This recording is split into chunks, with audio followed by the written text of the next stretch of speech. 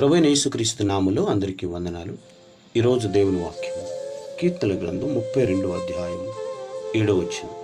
నా దాగు చోటు నీవే, శ్రమలో నుండి నీవు నన్ను రక్షించెదవు, విమోచన గానములతో నీవు నన్ను ఆవరించెదవు.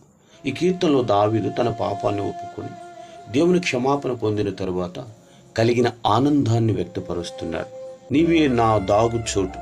జీవితంలో సమస్యలు, భయాలు, శత్రులు వచ్చినప్పుడు నిజమైన ఆశ్రయం దేవుడే. ఆయన సన్నిధిలో మనకు భద్రత లభిస్తుంది.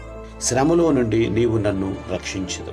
దేవుడు ప్రతి కష్టాన్ని పూర్తిగా తొలగిస్తాడని కాదు, కానీ ఆ కష్టాల మధ్య మనలను కాపాడి ధైర్యంగా నడిపిస్తాడు. విమోచన గానములతో నీవు నన్ను ఆవరించదు.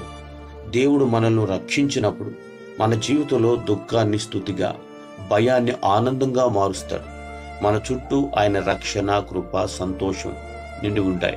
ఒక చిన్న పక్షి భారీ తుఫాను వచ్చినప్పుడు పెద్ద రాతి కొండలోని చిన్న గృహలోకి వెళ్ళింది. బయట గాలి బలంగా వీచినా, వర్షం కురిచినా ఆ గృహలో అది సురక్షితంగా ఉంది.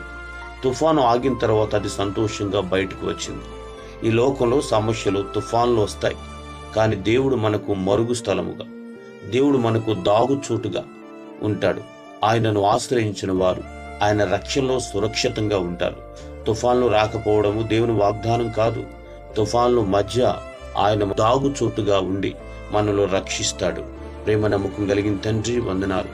మా ఆత్మీయమైన జీవితంలో శ్రమలు, శోధనలు, కష్టాలు, బలహీనతలు ఇవన్నీ వచ్చినప్పుడు నా దాగుచోటు నీవే, నా ఆశ్రయ స్థలము నీదైనప్పుడు సురక్షితంగా ఉంటాము.